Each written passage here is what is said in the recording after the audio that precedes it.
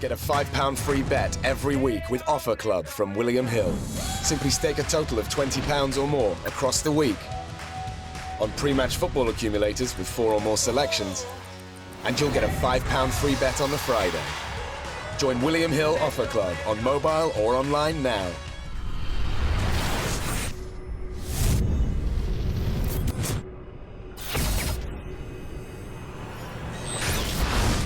This is Cougar Cassius for Rifle TV in association with Macklin's Gym Marbella. We're at the press conference to announce George Groves' next fight on the 18th of November at the SEC Arena against EDUARD GUTKNECHT. How are you, George? I'm good, thank you, Cougar. I'm very good. Yeah? Yeah. I was only thinking last week, what's happening with Grovesy? It's gone a bit quiet. Was you doing that when you were thinking it? Was you thinking, oh, my beard needs a trim? Talking of beards that need a trim, yeah. Your one's looking alright. No, I was thinking that probably a couple of weeks ago. Yeah. And then hit us with the Channel 5 bomb. Yeah, Channel 5. Why not, eh? I think it's great. You know? It's something a bit different from my usual setup. I'm headlining, which is always favourable for me. I enjoy it a little bit more. Wembley Arena. I like it there. You know, it's a great arena for boxing. It's a Friday night, which is a little bit different. So it gives people an excuse to leave work early on a Friday, get down there, have a few beers, you know, as you do. And Channel 5. So you know, I've done. You know, I don't have the pay-per-view record, but you know, I've done decent pay-per-view numbers before in the past.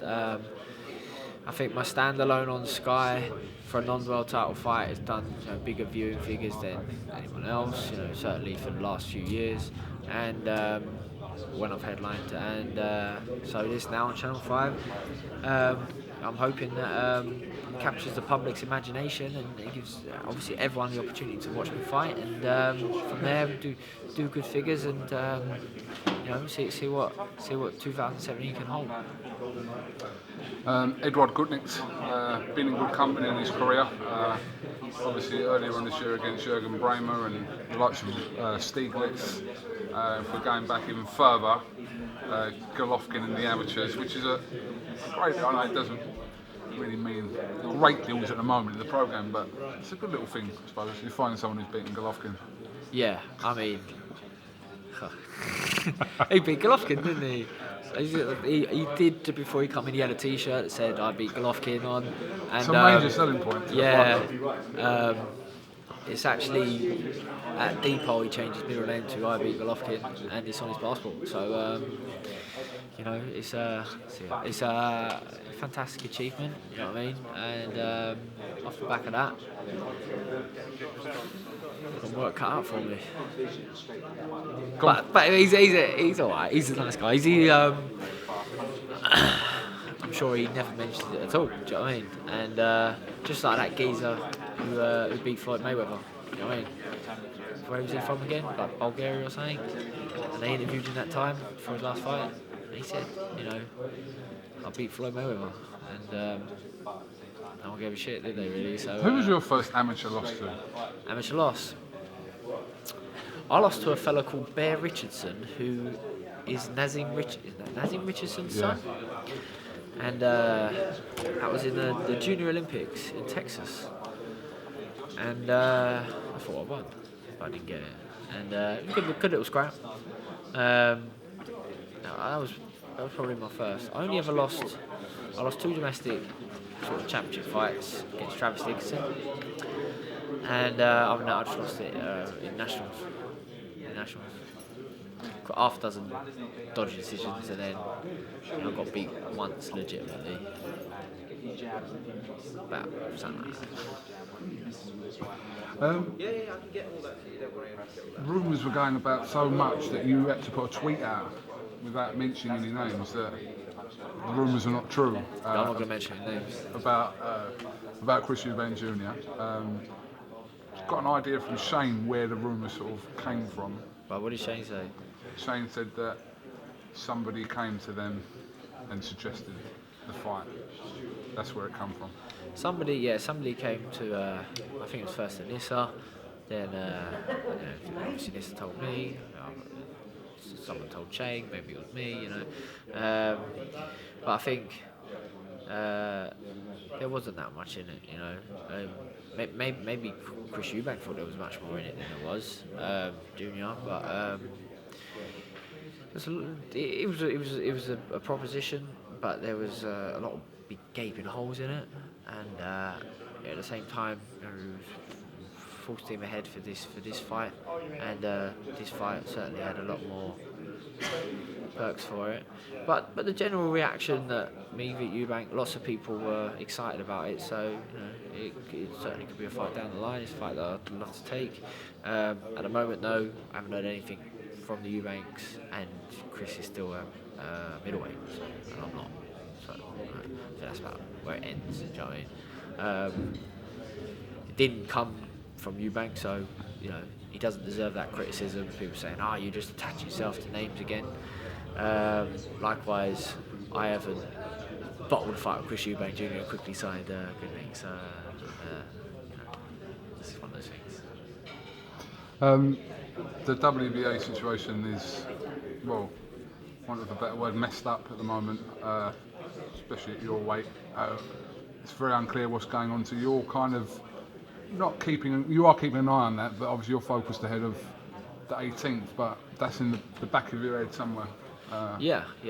I mean, when Storm tested positive, whenever it was February or something, I was like, great, that's it. I'll fight Chudinov next week, and then it just dragged on. And I, you know, as I said at the press conference earlier, I have three options. I could either sit around and hope for the best, and see if anything ever happens. I could just keep fighting puddings, you know, and hope for the best, or I could just keep fighting, have real fights, and go from there. You know, the Murray fight was announced as a WBA final eliminator by his promoter, but I think Mike Murray wasn't even ranked, and they didn't bother to get him ranked, so it ended up just being a fight. It's fine because it was a great fight for me. I think the boxing fans, people who saw it that night, was like, oh, right, to take notice. This was supposed to be a pick-em fight, 50-50, and it was anything but. So, as I say, we're pushing hard, obviously, for WBA to be in line to fight for a world title. And this week, Storm has vacated through elbow injury, but they're opening his B sample next week. So again, it's still kind of messy. Either way, the belt is sort of going to be up for grabs at some point. So if he'd been stripped, then the belt would have gone straight back to Chudinov. The fact that he's vacated, I'm not sure. But I mean, I'll be in the picture, and won't be overlooked. And so I'm in a good fight, a meaningful fight, and this will obviously gain momentum if an opportunity arises in the early part of next year. So which I I mean, that's not the only route you've got. No, you know, I mean, you know, James DeGALE and Badou Jack are supposed to be fighting, but what's happening there? Callum Smith is mandatory for WBC, so if that fight don't happen, is he going to fight Badou Jack? Is Badou Jack going to fight anyone else? WBO, Ramirez, I think there's talks of that fight being able to be made, but at the same time, you know, everyone's sort of jostling around for fights right now. The option's still open, but we certainly stamped our flag in the ground for WBA. I've got the belt, the interim belt, and I've defended it a couple of times now. I'm defending it again November 18th. So I've been patient. You know, I've been in good fights. I feel that I'll be due a shot, you know, in the near future, and whoever may be the champion at the time, or if there isn't a champion at the time, fantastic. You know, we'll get stuck in. You know, you've been referred to as a three-time world challenger. Does that aggravate you that that's the tag that you've got? It should be like 2.5 or something. No, just the fact that... Yeah, you know, like... Because you don't seem like one of these people that, I fought for the world title 3 times. I think I look at you as someone who would say, I didn't win the world title 3 times, rather than I just fought for it, because you weren't going into the fight, it's just to fight for it. You were going in there That's a good point. to win it. So I was just, you know, you don't want to. It should be 3-time world title loser, because then they would know that I actually tried to win and I lost, rather than like 3 times world champion, keep the belt warm, or something like, you know. Yeah, you're right. You're dead right. Oh well, never mind. Win a world title, and they'll probably drop that bit, wouldn't they? No, you just world champion / challenged it 3 times first, and yeah. Oh, yeah, that's a fair point. I mean, we've got loads of world champions, haven't we? Loads of great world champions, loads of other world champions, loads of champions all around the world, loads of belts. For the average guy on the street now, you obviously got to deliver more for them. You know, you can't just be world champion. You have to be world champion in big fights. Sometimes, like, they make a big fight, and you know, Golovkin, Kell Brook wasn't really about world titles, was it? Because he went up 2 weight divisions and kept his world title, so he lost in 2 weight divisions. I didn't think you could do that. So that fight was just about the fight. It's nice to sort of have it on your CV, of course, and I certainly won't be happy until I have world champion on my CV. But at the same time, of course, once you've done that, then you have to sit. You got to keep thinking. You got to keep scheming. You got to aim big. You got to deliver the big fights. That's what I plan to do. Well, main objective for you, the biggest possible fight you can have, or is it solely winning that world title? Because they might not be the same thing. Yeah, they might not be the same thing. I think right now, it's to win a world title. You know, I could down tools, go set fire to James DeGale's car. He could come round and throw eggs at my gym and that, and we could really get this going and try and sell a big fight in the summer. But you know, and that could be the biggest fight. But right now, I want to win a world title. Just do it conventionally, and then once that happens, then the big fights will be there to be made. You know. So I know what you're saying. It'd probably be a difficult one to answer, but I'd like to go into the next big fight I have with a world title, like if that's possible. You know, I've done it twice as a challenger, and this time I'd like to go in as a champion. But before any of that, obviously, you've got Eddie. He's called. What's his nickname? Something like Energizer Eddie. No, Energizer Eddie, yeah. Something like that, isn't it? I've made that up. Wait, I don't know. Something like that. Is it Energizer Eddie? Energy Eddie. I won't ask where you heard that, but I've read it in a press release. a press release. Okay. I did. Was that press release? Was it floating around here in Vauxhall down by the It was a by the station? promotions press release. Oh right, okay. Energy Eddie. Energy Eddie, yep. Yeah, that sounds really made up, but it is apparently. Should have asked him really. Missed the trick there.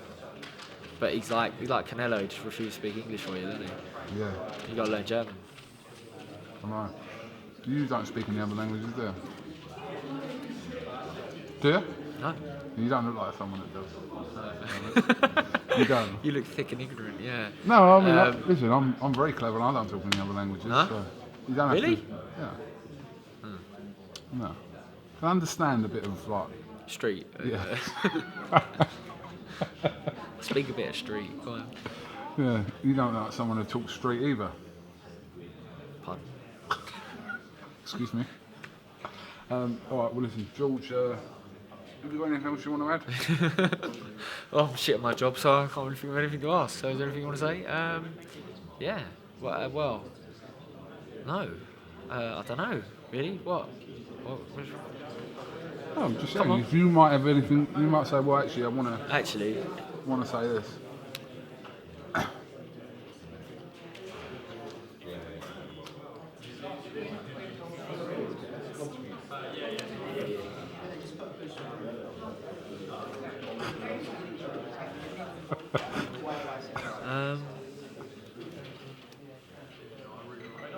Should we go back No, to... wait.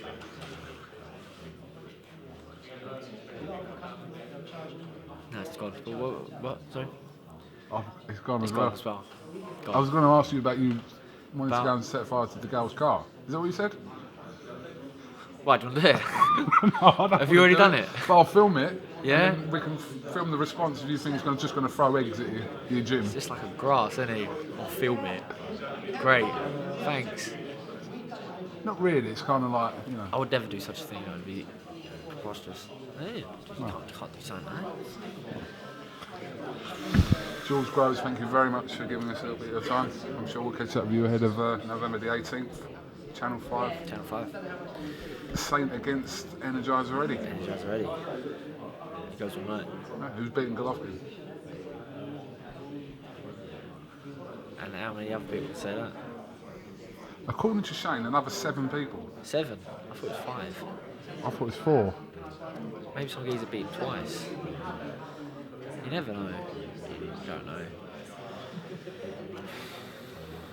Right, George, thank you very much. We'll catch up with you soon, alright? Cheers.